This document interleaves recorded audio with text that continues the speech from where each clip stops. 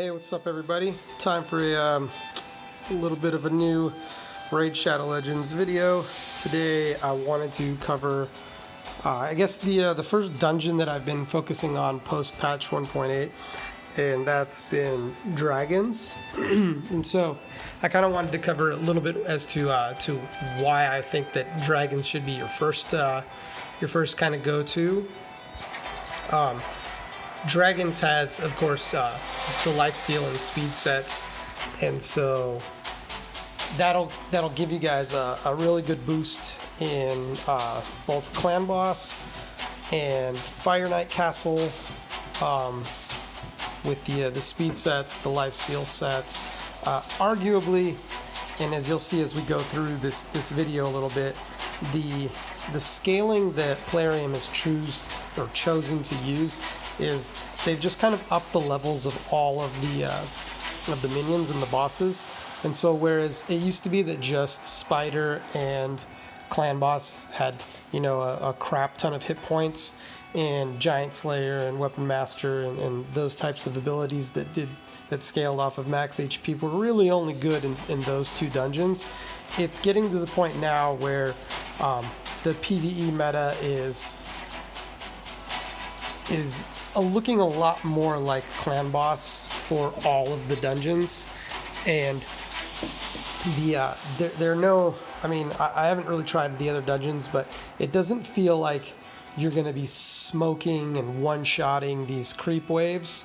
The trash feels a lot harder than the boss itself, at least in dragons. And so a lot of these fights are going to be like kind of grueling, like attrition fights where you really just want to kind of out sustain and make sure you're healthy all the way to the boss. And if you can get to the boss, you're pretty much guaranteed that you're going to kill the boss and get the loot. So that's why I suggest kind of aiming for dragons first. I believe the dragons fight is probably the easiest. There are no funky mechanics, and your team will look a lot like the team you've already been kind of working on for Clan Boss, since you want sustain, you get your lifesteal, you want your speed, and you want to stack the boss up with dots so that you can avoid his fiery breath stun. So let's get into it and see kind of what we've been doing here. And I want to focus on the 2 levels that you're going to need in order to complete your missions. And so let's check this out. I believe it's, so clear stage 15. Okay, so stage 17 we need to do on, is it on auto? Yeah, stage 17 you got to do on auto, and stage 20. So let's take a look at those 2 stages. You can see I'm pretty far from my Arbiter, and I'm not really farming hard for her just because I don't feel like farming 37 or 2700 arena tokens. It's pretty mindless right now, but I do want to get her eventually. She's pretty badass. So let's go to the dungeons. Ooh, Force Keep is open. I need to progress. So we go to Dragon's Lair, and you'll see 17 is a magic stage, and 20 is a magic stage. So the good thing about that is the team that you use for 17 is probably the same team that you're going to use for stage 20. So that can be kind of your practice run through kind of gearing up towards stage 20. You don't have to kind of go crazy on these other stages, stage 18 and 19. So I think stage 17, 18, in fact, I think stage 16, 17, 18, and 19, the eye level of the mobs is all 240, and then I think in stage 20 it jumps up to 280. As you can see, my time in stage 19 was not so hot.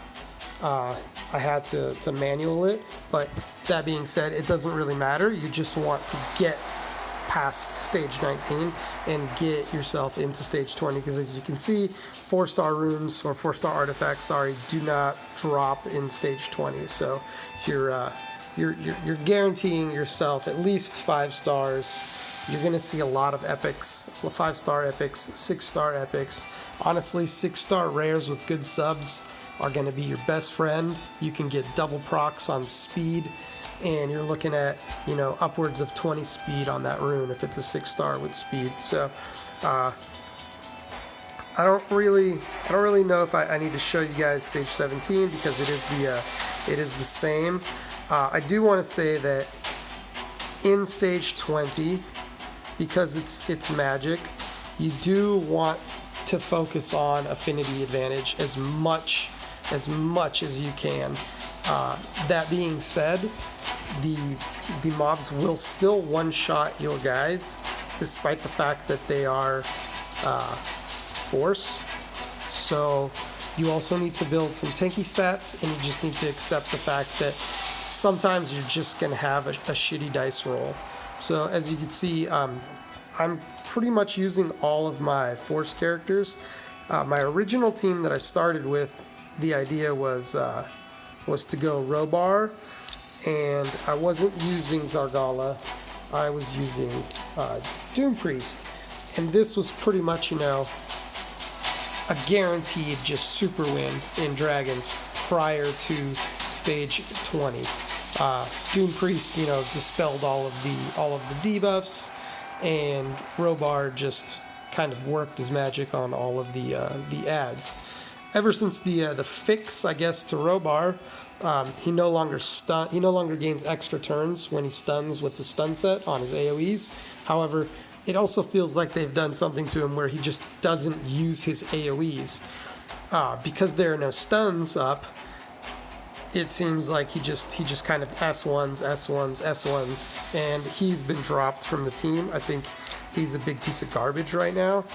And I leveled up, I scaled up Zargala because she's just much more consistent AoE. And so right off the bat, this team looks pretty solid. Aothar's the giant, basically the dragon killer. Zargala is the wave killer, and then you got Skartosis and Skullcrusher, you know, doing support and heals for Doom Priest. Now the problem with this team is Doom Priest. She just does, I mean, she is 50, she's a 5-star, but that's not the problem. The problem is even if she were 6-star, she would still only heal people for 7.5% of their max HP every round. Now, if I could get her faster to where she was cleansing in between the time that you'll see Tyrell casts the defense down and the Horden one-shots your guy, then it would have been a better combo.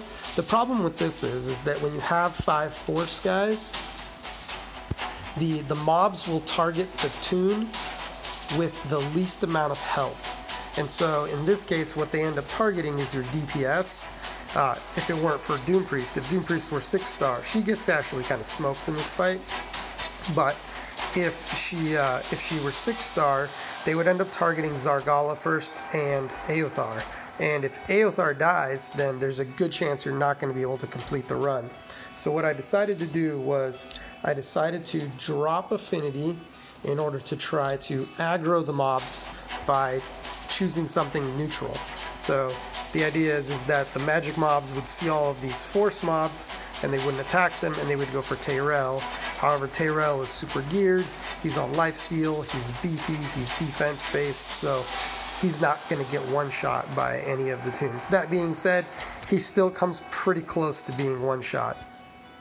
Now, there are better supports, and I'll definitely go over those after the fight, but Skullcrusher is kind of the only thing I have that works for me at this point, in that he protects my DPS by putting up the ally protection.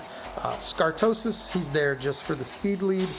He is a bit of a gimp and kind of a piece of shit because he doesn't use his rebirth, which cleanses and then heals based on the number of debuffs that it removes. and gives you turn meter. He doesn't use it unless your team is just loaded with debuffs, or if someone on your team is under 10%, it seems like. So if somebody's at 20%, he won't heal them. Even though there aren't any debuffs, it would still give him a little bit of a heal, but he doesn't want to. He'll just keep doing his S1 and S1 and S1 and like crit buffing your team. That being said, 100% uptime on the crit buff with the attack buff is really nice. My Zargala is only at 65% crit, but with like 160 crit damage, and it really helps her out to be at 100% crit. She starts hitting really hard with those devastates and just proccing the crack armors and stuff. So let's see how this run works, and I'll kind of go through the mechanics as we go.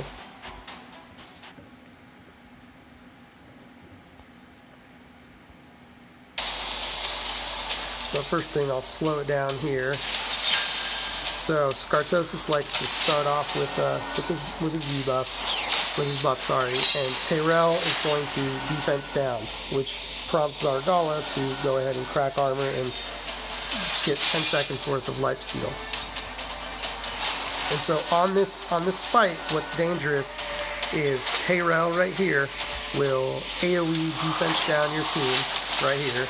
And then whoever's defense down, these guys on the outside can focus, and then Horden, the second from the left, can one-shot them with his S3 ability, I believe.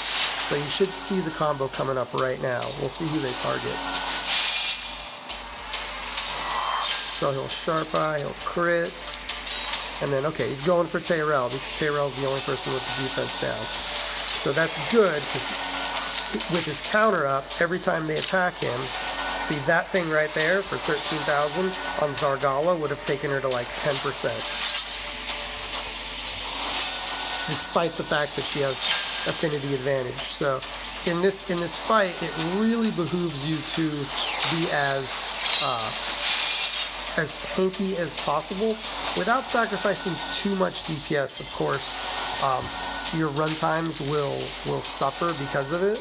But as you get the 6-star gear and eventually get just passively stronger, you'll be able to speed your runs up a little. So here we go. This is nearing towards the end of the first round. You can see the ally protection from Skullcrusher is really, really strong. It really absorbs a lot of damage, and he's naturally tanky. I don't have him on lifesteal, so if he gets focused, he will eventually die, but he's the least important person when it comes to the actual dragon fight, so not a big deal. I actually don't mind when they focus him. Tyrell is really good just because of the attack down and the defense down, and he reduces turn meter. So I really can't. It's hard to say enough good things about Tyrell. The fact that he can go in here, neutral affinity, and tank the crap out of these guys. Like, hell, there's a Bloodletter, and you see what it just did to my Zargala. It took her to, and there she goes. So in round 2, you have 2 Hordens. And if anybody gets the defense down, the 2 Hordens have the ability to kill pretty much anybody. But we'll see. We'll see how this run goes. I'm pretty sure we're fine. Zargala did die a little bit early. But for me, it's gotten to the point where as long as, Skartosis, Aothar, and somebody make it to the final boss, we're usually fine, and it does look like we'll be fine here. I've only actually seen this team fail boat one time on this run out of maybe like 150, 100 runs. I don't know. I've done a lot more. However, I haven't actually sat and watched all of them. So overnight, I could be dropping a few runs here and there. But for the most part, I think this is right around like 95-ish% success rate.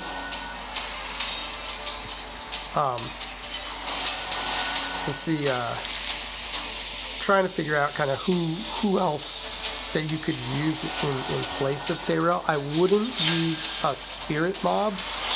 That would definitely aggro the crap out of these guys. However, I'm not sure how tanky you could get a spirit hero. in order to be able to take all of the strong hits. That would be kind of a big problem. So focus on, if you're going to use a taunter like this, focus on void and magic mobs. Or, I mean, if you just have a baller legendary, then he could probably do it as well. So now you get to the boss, and at this point, it's I'm going to speed it up here because there's no reason to watch this. Everybody knows the dragon mechanics by now. He inhales, and the golden thing about this is we won't get the poisons up now, but if you dot him up with poisons, he right before he exhales, the poisons will tick, and they'll usually tick him below the threshold, and he won't get the stun, so it's no big deal. Aothar doesn't seem to want to land any of his poisons, so we might not actually see that mechanic working. But with the attack down, and here where the boss actually puts a lot of debuffs up, and Skartosis will actually heal every once in a while because of all the debuffs, then it's not super dangerous at this point. I've actually had it to where everybody dies except for Aothar, and he's able to kind of get through the fight. That being said, I do have most of the people on lifesteal. I think Skartosis is full speed, and Skullcrusher is on the cooldown set that you get from, I believe, Fire Knight. Okay, there was Skartosis' heal. So you got 3 poisons. See, there you go. The poisons ticked right as the purple bar went off. It took the purple bar off, and then he did his AoE, but he didn't do any damage. So this team right here averages about 4 flat on Dragons 20, and I think there's definitely some room for improvement. I have some tunes that I would like to try out. Now that I've gotten Dragons 20 on a pretty decent farm rate, I don't know if I'm going to invest a lot more into, getting the run faster. As you can see, Aothar is the big damage dealer. Unfortunately, Zargala died. She usually does a little bit more. But yeah. What do we get here? Garbaggio. All right. So those are the mechanics. If you're trying to manual it, you want to focus the Hordens down as quickly as possible.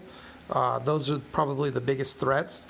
Don't focus the Tyrell. For some reason, the AI likes to focus the Tyrell the most, which is just backwards because the AI monsters don't focus your Tyrell. For the most part, they focus, the squishier DPS, unless there's an affinity issue. But for some reason, your guys on auto just seem to just go right after the Tyrell. So it's a little bit frustrating. The AI needs to be tuned, but don't hold your breath, because I almost guarantee that will never happen in this game. So you just gotta kind of learn to work with what the monsters, what the heroes do. What I want to do now is I'm not going to go over the gear. Most of these guys are on my other video for the gear showcase. I guess the only person that's not is Zargala, so we can kind of look at her real quick, and you can see pretty much just standard lifesteal speed. She's got 30k hit points, 188% crit damage, and 64% crit chance. But with Skartosis' buff, it doesn't matter. That's 100% most of the time. I got a decent amount of accuracy, but most of that is coming from the banner, which I could probably level up a little bit more. Like you said, this is a character that I just leveled yesterday, and so this is I just wanted to see how she was doing as a replacement for Robar, and the second I subbed her in, it was an instant improvement. I was like, oh yeah, this is just way more consistent AoE.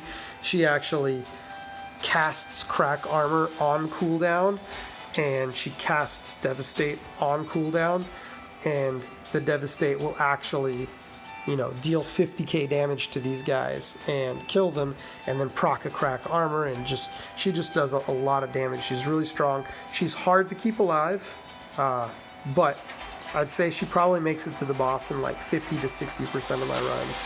And if she does die, she usually dies in round 2. I'm usually making it through round 1 without any deaths. Other tunes that could be really good that I either don't have or haven't had the chance to try out. So obviously staying with the Force, the Force affinity. I looked at Oathbound. Not really somebody that you would run for this. However, this guy, and I know he's legendary, but if you do have him, I think this guy could just be absolutely baller for this dungeon. You put him as lead, give yourself, 50% more HP. That's a huge HP buff for your guys to prevent them from getting one shot. Him with the leader buff and being magic will make him draw a lot of aggro. So hopefully he can be taking all the hits. This guy takes hits like a champ. Whoa, I don't want to do that. I want to check his skills. So he crits. That's not like a big deal. It is nice to have that additional crit because you can build him with some crit damage gloves if you want. But what's nice about this guy is he's got an AoE attack down, which will really, really make your team a lot more survivable. And once you get that AoE attack down on these guys, and it's on a 3-turn cooldown, puts the debuff up for 2 turns, maybe 3 with the extender. So this guy, he pretty much rocks. And he's not going to die. He's going to have these stupid heals, and he's going to keep decreasing speed on whoever breaks his shield. So this guy could just be your ultimate tank, and not for just this instance, for pretty much any instance where you're trying to get through content. I bet this guy could probably even tank a Force dungeon as a lead. So I just kind of wanted to spotlight him. I'm not going to focus on the rares. I don't know which rares would have the stats to go through this dungeon, but I do think it's not going to be easy for rares to make it through unless you're running a super defensive team with reses. If you do run reses, then you obviously can take some squishier people in. As far as high elves go, I think we have the MVP healer would be Thanasil. I think he's just made for this. He puts up increased defense for everybody, and he heals by his own max HP, so you can get this guy with like 50, 60k HP, and he's going to be healing for 15, 20,000. So this guy is going to keep your team topped off. And you can put some crappy some like CC on his set, maybe go with like sleep or something like that, just to disrupt the enemy a little, and you're going to get a lot of good CC out of him with this sleep debuff and maybe with the sleep set. This guy's going to be a baller. If you do have him, I highly suggest building him for Dragons 20. Chances are you've probably already built him. Let's see, Royal Guard. This guy is a mixed bag in this dungeon. I have tried so many times to put him into the team in order to get him to the boss, because he could really speed up your runs, but he gets focused. I don't know if you have to put in a spirit guy in order to kind of draw aggro away from the Royal Guard, but every time I put him in, he just gets, he gets his AoE off, he gets his hamstring off in the first round, so we cleared the first round a lot faster, but then he gets killed.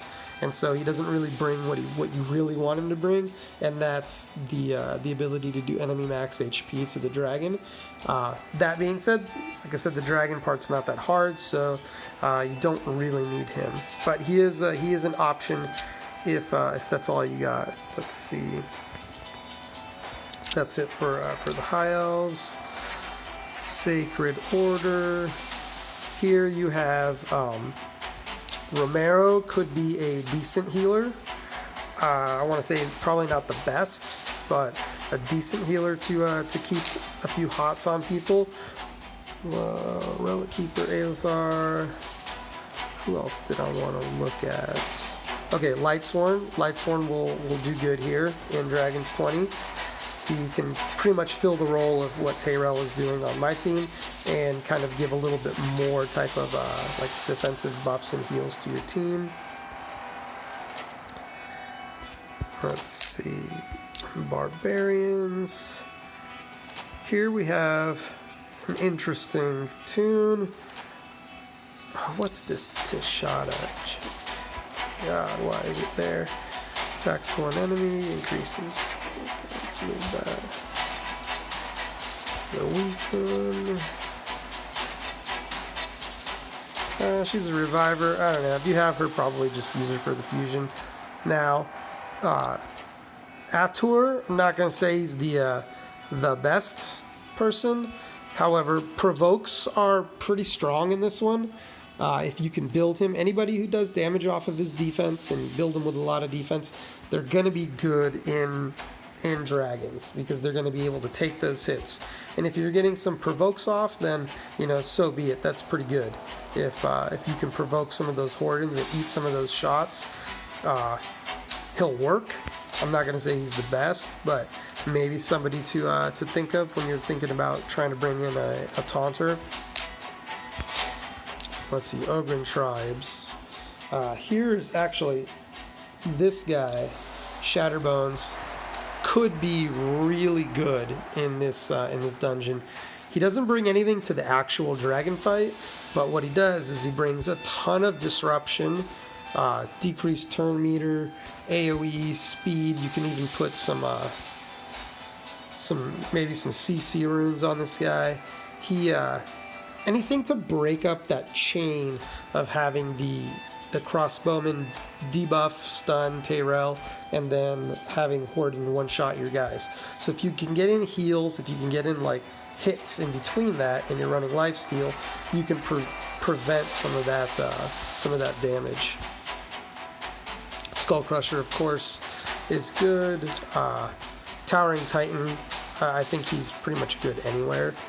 He's got provokes, he's got defense buffs, and his passive doesn't matter, but he also increases HP, so you can put him on a lead, have him start taunting, he breaks defense. I mean, he's just a good character.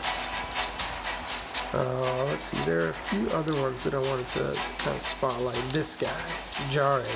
Not only is this guy a super baller replacement in Clan Boss, I think he could definitely fulfill Tyrell's job here. Again, all HP, so he's going to give you a good bonus. And he's got the attack down, and he doesn't do anything besides place ally protection and increase debuffs. That's all this guy does. And everybody in this dungeon is going to be hitting you hard that matters. And so every time you get hit, you're going to get a 15% continuous heal. So between that and your lifesteal, this guy is going to really make your team a lot more sustainable.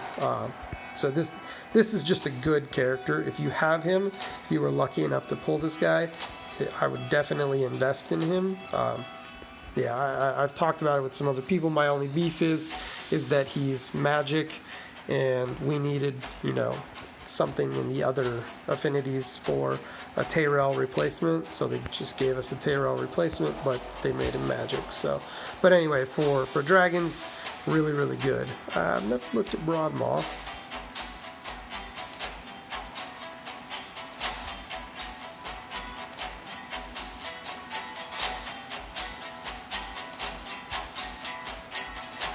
Meh. Not gonna say he'd be bad, but I think there are better options. Let's see, for skinwalkers, if you're really, really strapped for people to save your DPS, this guy is definitely gonna save your DPS. He won't taunt though. He's kind of just he's gonna be just a supporty guy. If it was my team, I'd probably replace Skullcrusher with this guy, because he pretty much serves the same purpose as Skullcrusher with the ally protection, except this guy just puts shields up. So a decent guy. Here we have Yaga. We'll get him at day 60 or day 30. I don't know why we started at day 30, but this guy is going to be a baller poisoner. He's going to be good on Clan Boss, but he's also going to be good on the Dragon. He's going to put up his poisons, and do good damage. And so if you have him and you don't have an Aothar, this guy is going to do exactly what he needs to do, and he looks just fucking awesome. I love the way he's got poison on his mace. Let's see. As far as orcs go, not super impressed with anybody here other than Zargala. I wouldn't run Vrask. Demon Spawn, of course. Here you have this girl. If you have her and you've built her, she's going to help immensely. She's going to protect your DPS. She's going to AoE attack down. She's going to put up ally protection, shield herself, and just constantly pelt, you know, all of them with damage, and that's really good. You don't need her to make it to the boss. You don't care. You just need her to help you get through the trash. So Nazana is definitely one of the MVPs on this map. Undead hordes.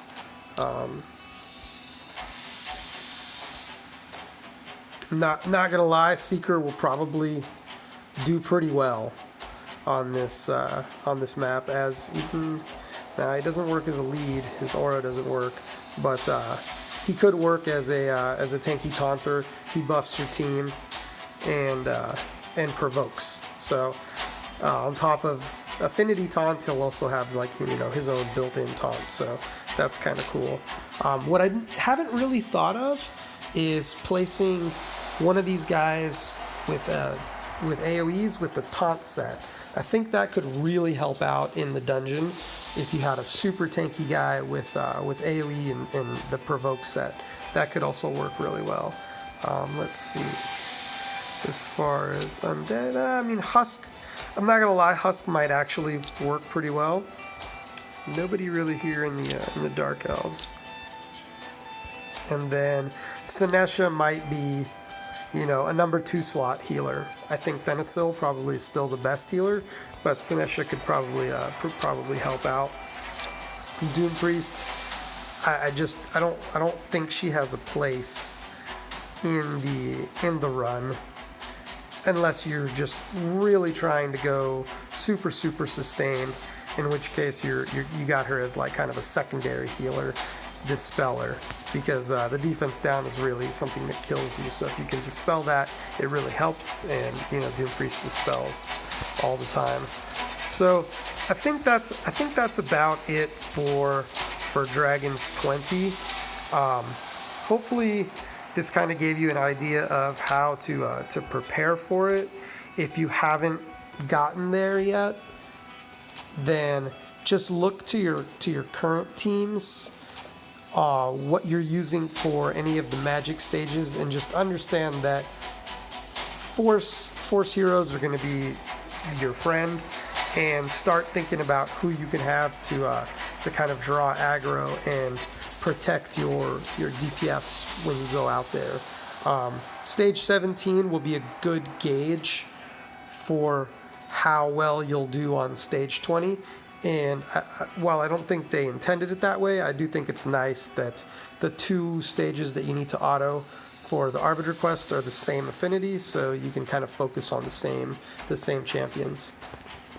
But I think that's it for the Dragon kind of guide slash walkthrough. Hopefully this video helps you guys out a little. You can see, you know, where the threats are and what kind of tunes will work good against those the particular setup that they have us running in Dragons. So anyways, guys, thanks a lot for watching, and I will see you all in the next video. There's my button. All right, peace, guys.